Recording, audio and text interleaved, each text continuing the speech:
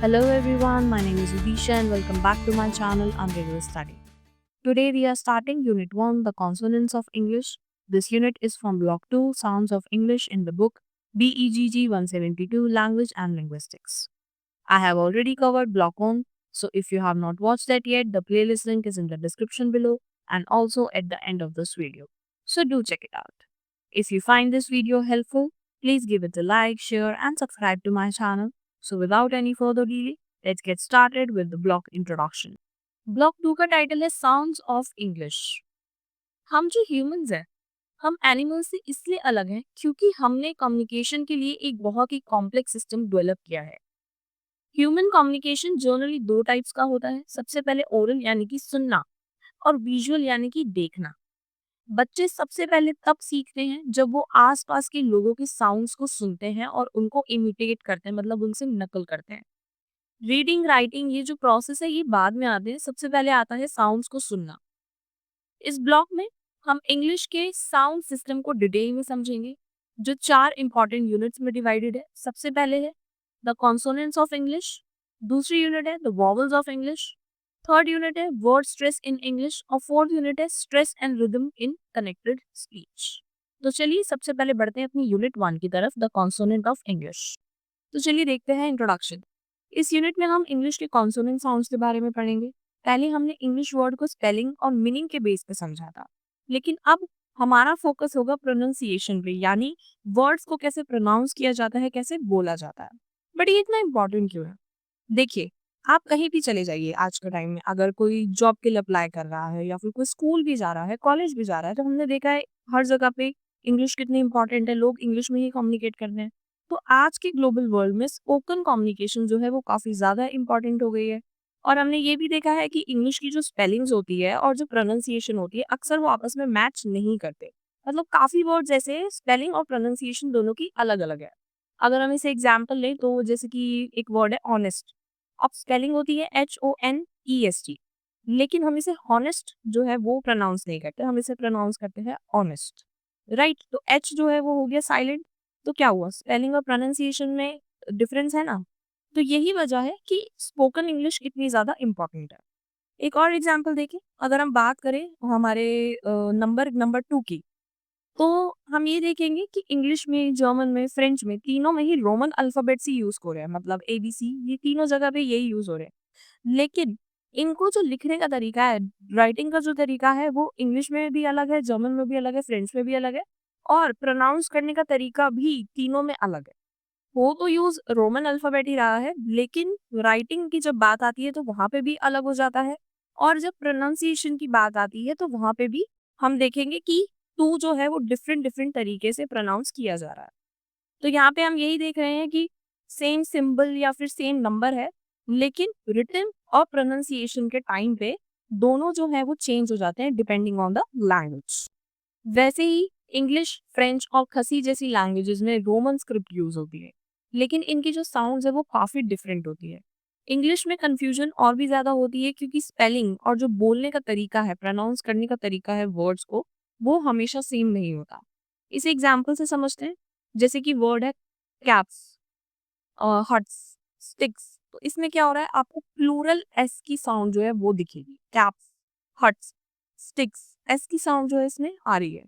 लेकिन दूसरे वर्ड्स है जैसे कि डॉग्स, केव्स, तो इसमें जो साउंड बन रही है वो है जेड की, ज, डॉग्स, ज, ज की साउंड बन रही है। और अगर और वर्ड्स देखे जाएं जैसे कि वॉचेस, डिशेस, तो इसमें इज यानी कि IZ, ये वाली साउंड जो है वो ज्यादा आ रही है। और अगर हम वहीं पे बात करें पास्ट टेंस की, यानी कि ED जहाँ पे लगता है, तो वहां पे अगर हम देखें तो बुक्ड, तो इसमें क्या है, ट की आपको ज्यादा आवाज आएगी। रब्ड, तो इसमें ड यानी कि डी की आपको ज्यादा आवाज आएगी। वांटेड, इसमें आपको इड की आवाज है। ID, इसमें ID का साउंड आएगा। तो क्लियरली इंग्लिश के जो साउंड्स हैं उनको समझना बहुत ही ज्यादा इंपॉर्टेंट है, ताकि सही प्रोनाउंसिएशन जो है वो बोली जा सके। नेक्स्ट पॉइंट है distinguishing between spelling and sound in English. एक डिफरेंस देख लेते हैं, स्पेलिंग और साउंड्स के बीच में क्या होता है। देखिए, हमें पता है कि इंग्लिश में 26 लेटर्स होते हैं, लेकिन उनमें लगभग 44 साउंड्स होती हैं। इसका मतलब एक ही लेटर कई अलग अलग साउंड्स के लिए यूज हो सकता है। और अलग लेटर का साउंड जो है वो सेम भी हो सकता है। इंडियन लैंग्वेजेस जैसे कि हिंदी या बंगाली में यूजुअली स्पेलिंग और साउंड जो है वो मैच करते हैं। मतलब जो लिखा जा रहा है वही हम प्रोनाउंस भी कर रहे हैं, एग्जैक्टली वही बोल रहे हैं। लेकिन इंग्लिश में ऐसा नहीं होता। इसी कंफ्यूजन को दूर करने के लिए हमें फोनेटिक सिंबल्स की जरूरत पड़ती है। क्या है फोनेटिक सिंबल्स? ये साउंड ऑफ स्पीच को सिस्टमैटिक वे में प्रेजेंट करते हैं, मतलब जो एग्जैक्ट साउंड्स हैं उन्हें दिखाते हैं। तो चलिए इसे कुछ एग्जाम्पल से समझते हैं। जैसे कि ओ वाले जो वर्ड्स होते हैं, OUGH में, तो इससे हमारा जो वर्ड्स है वो बन सकता है बाओ, कफ, डो, रस, थ्रू। आप देख रहे हैं ना कि जो स्पेलिंग पैटर्न है वो सबका सेम है, लेकिन जो साउंड्स है वो अलग अलग आ रही है। तो अभी हमने ऊपर क्या पढ़ा था? यही पढ़ा था हमने कि एक ही लेटर जो है कई अलग अलग साउंड्स के लिए भी यूज किया जा सकता है। नेक्स्ट एग्जाम्पल है CH का साउंड। अब यहाँ पे 3 वर्ड्स है, करेक्टर, मशीन और चॉक। तीनों में CH अल्फाबेट यूज हो रहा है, लेकिन इनकी जो साउंड्स है वो देखना डिफरेंट डिफरेंट है। जैसे कि करेक्टर में आप CH को कैसे प्रोनाउंस कर रहे हो? क, करेक्टर, तो यहाँ पे के की साउंड है। मशीन में अगर आप देखोगे तो यहाँ पे एक सिंबल दे रखा है, ये एफ जैसा। ये अल्फाबेट एफ वाला सिंबल नहीं है, ये एक फोनेटिक सिंबल है। इसकी जो साउंड है वो होती है श। और मशीन में भी आप देखो तो CH है, उसकी साउंड कैसे आ रही है? मशीन, श की साउंड आ रही है। उसके बाद नेक्स्ट है चौक। अब चौक में आप देखोगे जो ऊपर वाला सिंबल था वो आ गया और साथ में टी आ गया। तो ये दोनों जब साथ में मिलते हैं तो एक साउंड क्रिएट होती है, वो है च। तो ये जो च है ये हम चौक में देख सकते हैं। चौक में भी आपको च की साउंड आ रही होगी स्टार्टिंग में। तो इन तीनों में ही CH जो है वो कॉमन है, लेकिन अलग अलग वर्ड में जो है अलग अलग साउंड जो है आपको दिखने को मिल रही है। उसके बाद नेक्स्ट एग्जाम्पल है ए का जो साउंड है वो भी वर्ड्स के साथ बदलता है। जैसे कि आस्क में आ की आपको साउंड आ रही होगी, अबाउट में की आपको साउंड आ रही होगी, कैट में ए की आपको आ रही होगी, डेट में ए की आपको आ रही होगी, वॉच में वॉच, तो की आपको साउंड आ रही होगी। तो यहाँ पे क्या हो रहा है? ए तो वही है, लेकिन वर्ड्स जो है वो डिफरेंट डिफरेंट, जब वर्ड्स में लग जाता है तो डिफरेंट डिफरेंट साउंड जो है वो क्रिएट होती है। अब उसके बाद हम नेक्स्ट एग्जाम्पल देखें तो यहाँ पे अल्फाबेट है EA, EE, EI। अब वर्ड्स देख लेते हैं। सी, मशीन, स्वीट। अब इन तीनों में आप एक चीज नोटिस करना, सी ई की साउंड आ रही है, मशीन ई की साउंड इसमें भी आ रही है, स्वीट ई की साउंड इसमें भी आ रही है। तो यहाँ पे क्या हो रहा है? जो ये ई आपको एक साउंड मिल रहा है वो तीनों जगह पे सेम है, ठीक है। लेकिन इनकी जो स्पेलिंग में जो यूज हो रहा है वो ये ई यूज नहीं हो रहा है, EA यूज हो रहा है, EE यूज हो रहा है, EI यूज हो रहा है, लेकिन जो साउंड है वो सेम आ रही है। नेक्स्ट है सेम साउंड है लेकिन जो डिफरेंट है वो स्पेलिंग जो है वो डिफरेंट है। जैसे कि हम बात करें नो की, तो नो NO भी होता है और नो जो है KNOW भी होता है, लेकिन दोनों को जो प्रोनाउंस किया जाता है, दो साउंड आती है, दोनों में ही नो की आती है। अब यही बात करें वुड की, तो वुड में VOULD, ये भी वुड होता है। और वुड यानी कि WOOD वाला, लकड़ी वाला जो वुड है इसे भी वुड बोलते हैं। तो यहाँ पे क्या हो रहा है? दोनों ही एग्जाम्पल्स में हम देख रहे हैं कि स्पेलिंग जो है वो तो डिफरेंट है, लेकिन साउंड जो है वो सेम ही आ रही है। नेक्स्ट है one letter gives two sound. इसका मतलब है एक ही लेटर के अंदर दो साउंड जो है वो छुपी हुई होती है। इसे एग्जाम्पल से समझते हैं। सबसे पहला है अल्फाबेट Q। इससे हम क्या वर्ड बना सकते हैं? क्वीन। अब Q है तो हम क्वीन नहीं बोलते हैं, हम क्वीन बोलते हैं, राइट। तो हम ये देखेंगे कि क्वीन के अंदर दो साउंड्स है। एक तो क की आपको आ रही होगी और एक WEEN, वीन, वीन की आपको जो है वो साउंड भी मिल रही होगी। तो यहाँ पे अल्फाबेट जो है वो है क्यू, लेकिन जो साउंड आ रहा है वो आ रहा है क और वीन। ये दोनों का मिलकर यहाँ पे साउंड बन रहा है।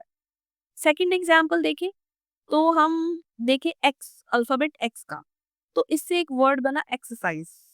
अब अगर आप इसमें देखो तो धीरे से अगर इसे बोलो एक्सरसाइज, तो आप एक चीज नोटिस करोगे कि इसके अंदर क और स, ये दोनों साउंड्स आपको मिलेंगी।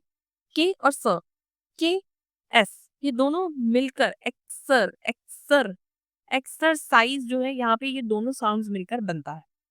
उसके बाद आप थर्ड जो है वो देखो तो यहाँ पे हम एग्जाम्पल वर्ड ही ले लेते हैं। एग्जाम्पल वर्ड EXAMPL, इसके अंदर भी एक्स आता है, लेकिन अगर आप इसे प्रोनाउंस करो, चलो मैं इसे ब्रेक डाउन करके बताती हूँ। एग्जाम्पल में जो ए है वो ई से ए हो गया।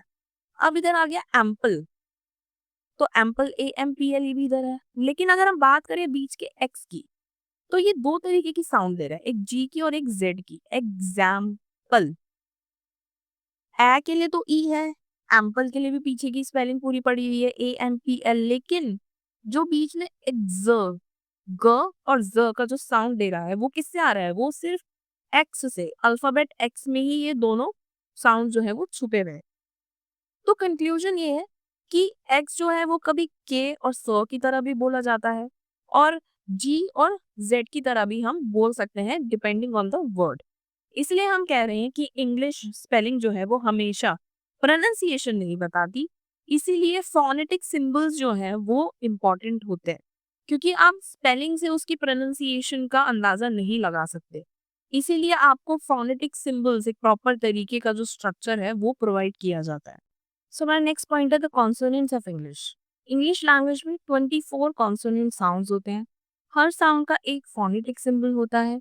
ये सिंबल्स हमें वर्ड की करेक्ट प्रोनाउंसिएशन समझने में हेल्प करते हैं। तो चलिए इन कॉन्सोनेंट साउंड्स को अलग अलग ग्रुप्स में पढ़ते हैं। सबसे पहला ग्रुप है हमारा जो पी से स्टार्ट हो रहा है।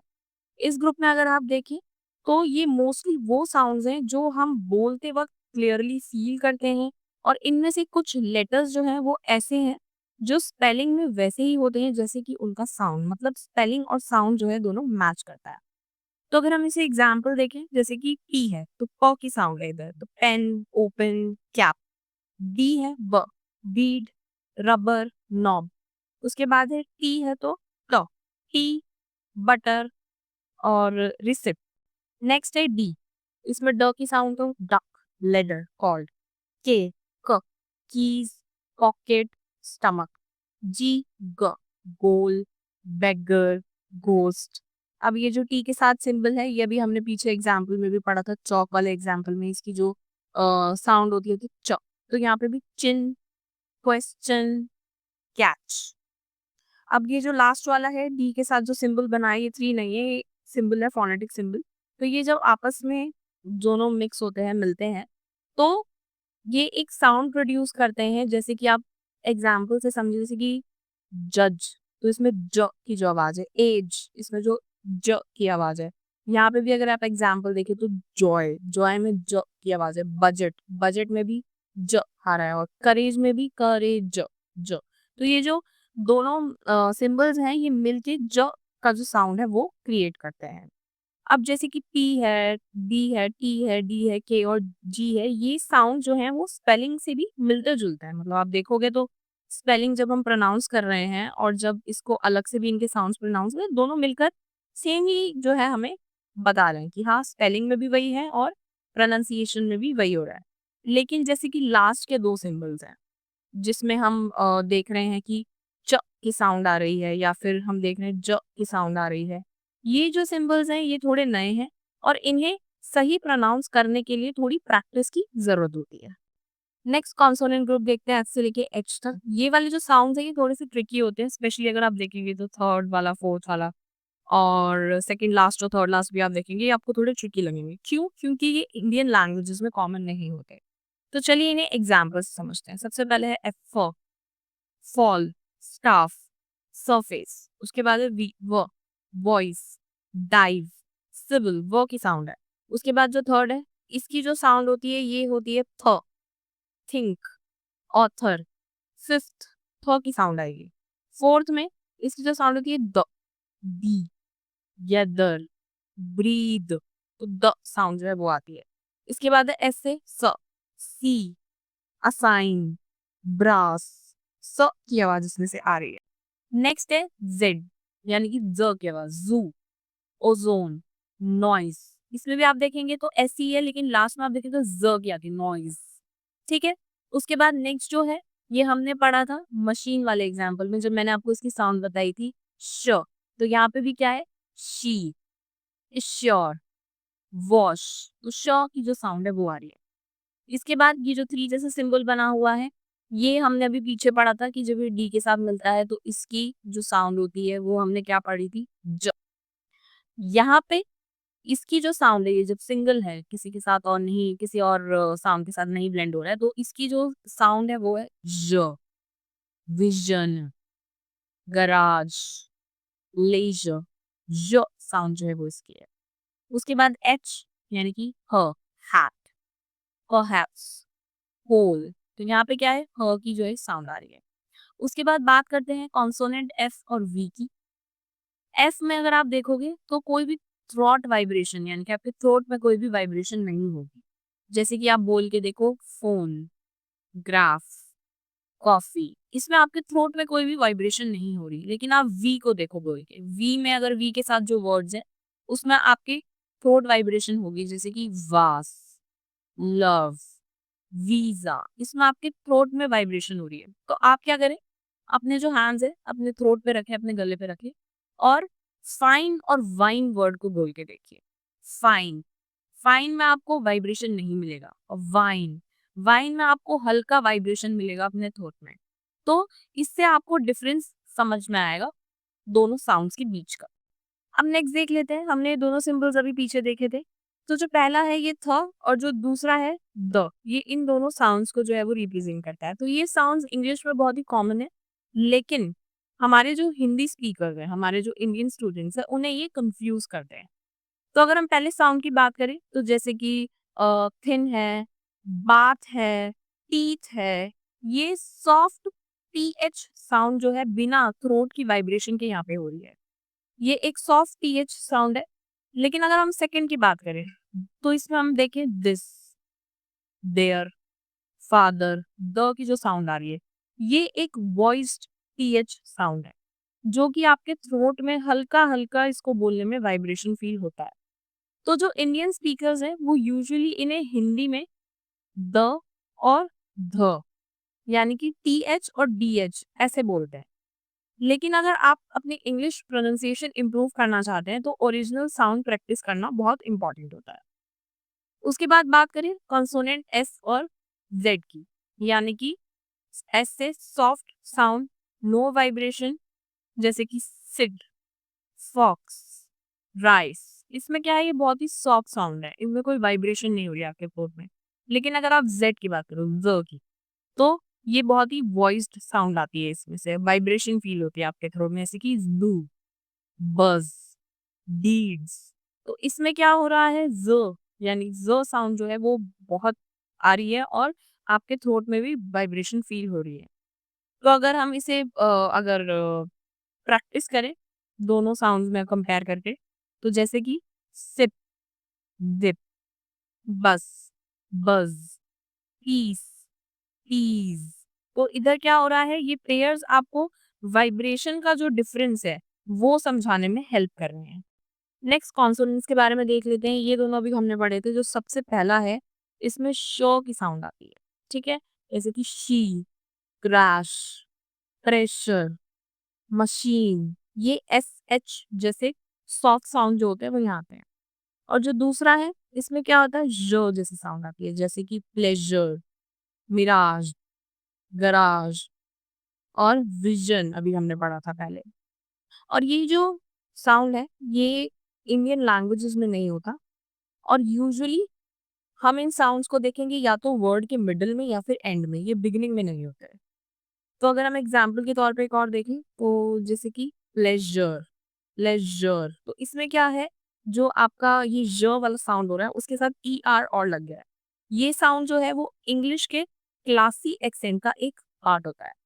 अब उसके बाद बात कर लेते हैं कॉन्सोनेंट एच की। इसमें क्या है, एच, हैट, हिस्ट्री, होल, ये मतलब एक हल्का सा ब्रीदी सा साउंड आता है इसमें से, और इसमें हमें ज्यादा प्रेशर जो है वो नहीं लगाना पड़ता। तो अगर हम कुछ इंपॉर्टेंट चीज देखें तो एच यानी कि ख जो है कभी भी वर्ड के एंड में नहीं आता, ठीक है, आपको ये शुरू में ही दिखेगा, जैसे कि हैट में ह पहले है, हिस्ट्री में भी ह पहले है, होल में भी पहले ही आ रहा है। तो और कभी कभी कुछ वर्ड्स में ये साइलेंट भी होता है, जैसे कि हमने पहले भी बात की थी एक एग्जाम्पल की, ऑनेस्ट, वहां पे एच जो है स्पेलिंग में है लेकिन साइलेंट है। आर, आर में भी अगर हम बात करें एच होता है, एच ओ यू आर, लेकिन यहाँ पे एच साइलेंट है, हम बोलते क्या है, आर। उसके बाद हम बात करें घोस्ट, घोस्ट में भी यही होता है, यहाँ पे क्या है एच है, लेकिन हम बोल रहे हैं घोस्ट, घ की जो ज्यादा है वो साउंड यहाँ पे आ रही है। इसीलिए यहाँ पे हमें स्पेलिंग पे नहीं जाना है, बल्कि हमें साउंड को समझना है जब हम बात कर रहे हैं कॉन्सोनेंट एच की। अब नेक्स्ट कॉन्सोनेंट ग्रुप में देख लेते हैं एम से लेके डब्ल्यू तक। ये मोस्टली इंडियन स्टूडेंट्स को फेमिलियर होते हैं, लेकिन इनमें कुछ डिफरेंसेस हैं, वो भी इंपॉर्टेंट है। पहला एग्जाम्पल देखें तो एम से म, मील, हैमर, प्लमर, म की साउंड जो है वो आ रही है। नेक्स्ट है एन, न की साउंड, नाइन, नॉक, निमोनिया। उसके बाद जो थर्ड है ये होती है इंग की साउंड, इंग यानी कि आई एन जी वाली इंग की साउंड, जैसे कि सॉन्ग, किंग, विंग। उसके बाद है एल, लैम्प, पिलर, डॉल। उसके बाद है आर, आर की र की साउंड, राइट, रैप, करेंट। उसके बाद है जे, अब जे की साउंड ज नहीं होती है, ये य है यहाँ, य। ठीक है, यस, यूनिफॉर्म, ब्यूटी। तो इधर क्या है, य की साउंड है वो आ रही है। नेक्स्ट है डब्ल्यू। अब डब्ल्यू की साउंड डब्ल्यू नहीं होती है, ये होती है व, जैसे कि वेट, विप, क्वेश्चन। अब क्वेश्चन में आप कंफ्यूज हो सकते हैं, बट मैंने आपको पहले भी एक एग्जांपल दिया था, क्वीन का एग्जांपल, अगर आपको याद हो। तो क्वीन के एग्जाम्पल भी हमने क्या पढ़ा था कि इसमें क भी है और वी भी है। क्वीन, क्वीन अगर हम पढ़े तो क वी, यानी कि के और डब्ल्यू दोनों का जो है मिक्सचर, यानी कि मिक्सचर भी नहीं कह सकते, ये जो दोनों साउंड्स हैं ये एक अकेले क्यू लेटर के अंदर ही छुपी हुई हैं। हमने जब बात की थी कि किसी अल्फाबेट में दो साउंड्स भी छुपी हो सकती है, तो हमने वहां पे यही देखा था कि क्यू में, क्वीन में, क्वीन, उसमें भी हमने यही बात की थी क और वीन, यानी कि के और डब्ल्यू। और यहाँ पे भी अगर आप देखो तो क्वेश्चन, क्वे, तो क भी है और वो की भी साउंड आ गई, तो क्वेश्चन भी यहाँ पर हो गया। अब यहाँ पे कुछ चीजें इंपॉर्टेंट है। सबसे पहले जो इंग की साउंड है, भी हमने पीछे एग्जाम्पल में भी देखा था, सॉन्ग, किंग, विंग। तो इन वर्ड्स में हमने क्या देखा कि जो इंग की साउंड है वो वर्ड की स्टार्टिंग में, यानी कि बिगिनिंग में नहीं आ रही है, बाद में आ रही है। तो इनकी जो साउंड है किसी भी वर्ड की स्टार्टिंग में नहीं आती, बिगिनिंग में नहीं आती, बाद में आती है।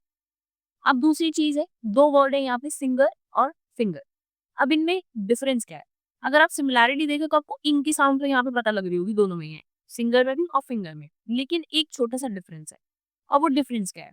सिंगर अगर आप प्रोनाउंस कर रहे हैं तो इसमें आपको सिर्फ इंग की साउंड की ही जरूरत पड़ रही है। लेकिन अगर आप फिंगर प्रोनाउंस कर रहे हैं तो इसमें आपको इंग की साउंड प्लस जी, ग की जो साउंड है, इंग, गर, फिंग, गर, इन दोनों का जो क्या नाम कहते हैं, हम ये कह सकते हैं कि इंग की साउंड का और जी की साउंड का, इन दोनों का मिला के हमको यहाँ पे प्रोनाउंस करने में हेल्प लग रही है। तो इन दोनों में यही एक बेसिक डिफरेंस है कि सिंगर में हमको सिर्फ इंग की साउंड का यूज है, लेकिन फिंगर में हमको इंग की साउंड प्लस जी यानी कि ग की साउंड, ये दोनों का यूज करके फिर हम फिंगर प्रोनाउंस करते हैं। नेक्स्ट है आपका जे। अभी हमने जे की साउंड का देखा कि ये य से होती है, यानी कि यस, ठीक है। और आपका यूनिफॉर्म, तो ये जे की जो साउंड है ये य वाली है, ना कि जे से जैम वाली, जैम वाली नहीं है, ये य वाली है। अब नेक्स्ट बात करते हैं W versus V, wine versus vine की। यहाँ पे अगर आप देखोगे तो आपको सिर्फ एक ही डिफरेंस दिखेगा, वो है स्पेलिंग में। WINE और VINE दोनों में जो है वो स्पेलिंग जो है वो अलग अलग है।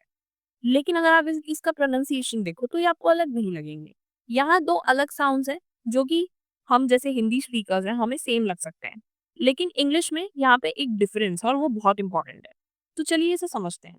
जब भी हम डब्ल्यू यानी कि डब्ल्यू वाले वी साउंड की बात कर रहे होते हैं, तो यहाँ हम कोई भी वर्ड डब्ल्यू से बोलेंगे, डब्ल्यू से प्रोनाउंस करेंगे, तो हमारे जो लिप्स है वो राउंड होंगे इसमें। तो अगर हम एग्जाम्पल देखें, वाइन, वेट, विंडो, इसमें क्या हो रहा है, बोलते टाइम हमारे जो लिप्स हैं वो थोड़े राउंड हो रहे हैं। लेकिन हम बात करें वी वाले वाइन की, तो यहाँ पे क्या है, अगर हम वी से वर्ड प्रोनाउंस कर रहे हैं कोई भी, तो हमारे जो टीथ है वो हमारे लोअर लिप को टच करेंगे। और आप बोल के देखिए खुद भी, अगर इसे आप बोल के देखिएगा, आपके जो टीथ है आपके लोअर लिप को टच कर रहे होंगे, और आपकी थ्रोट में जो है एक हल्का सा वाइब्रेशन भी होगा, जैसे कि वेरी, वॉइस, वाइन। अब इधर क्या हो रहा है, आपके जो लोअर लिप को आपके टीथ टच कर रहे हैं। तो अगर आप ध्यान से देखें तो वाइन और वाइन बोलते टाइम जैसे कि आप बोल के देखो, वाइन बोलोगे, तब आपके जो लिप्स है वो गोल होंगे यानी कि राउंड होंगे। जैसे कि आप वाह बोलते हो ना वाह, तो वैसे ही वाइन, इसे बोलोगे तो आपके जो लिप्स हैं वो राउंड होंगे। लेकिन अगर आप वाइन वाला वाइन बोलो, वी वाला, तो इसे बोलते वक्त आपके जो टीथ हैं वो आपके नीचे वाले जो लिप है यानी कि लोअर लिप जो है उसे टच करेगा, और हल्का सा जो वाइब्रेशन है वो आपके थ्रोट में होगा। तो इसका कंक्लूजन ये है, जो डब्ल्यू और वी है ये अलग अलग साउंड्स हैं। ठीक है, ये नहीं कि डब्ल्यू आई एन ई और वी आई एन ई ये दोनों सेम है, ये दोनों सेम नहीं है। करेक्ट प्रोनाउंसिएशन जो है वो इंग्लिश फ्लुएंसी के लिए बहुत इंपॉर्टेंट होती है, इसलिए इसे समझना यहाँ पे जरूरी है। इस स्लाइड में मैंने हमारे जो कॉन्सोनेंट फोनेटिक सिंबल्स हैं इसकी पिक्चर भी इंसर्ट करी है। ये आपको हेल्प करेगी सिंबल्स और उनकी साउंड्स को समझने। Now come to the conclusion. इस यूनिट में हमने देखा कि इंग्लिश में स्पेलिंग और प्रोनाउंसिएशन सेम नहीं होते। जैसे लिखा कुछ और होता है और उसे प्रोनाउंस कुछ और किया जाता है। फोनेटिक सिंबल्स की हेल्प से हम एक्चुअल साउंड को समझ सकते हैं, यानी जो साउंड होता है उसके लिए एक फिक्स्ड सिंबल होता है, तो हम फोनेटिक सिंबल की हेल्प से उसे समझ सकते हैं। हर साउंड का सिर्फ एक सिंबल होता है, इससे हमें क्लैरिटी मिलती है। इंग्लिश में टोटल 24 कॉन्सोनेंट साउंड्स होते हैं और हर एक का अपना एक सिंबल है।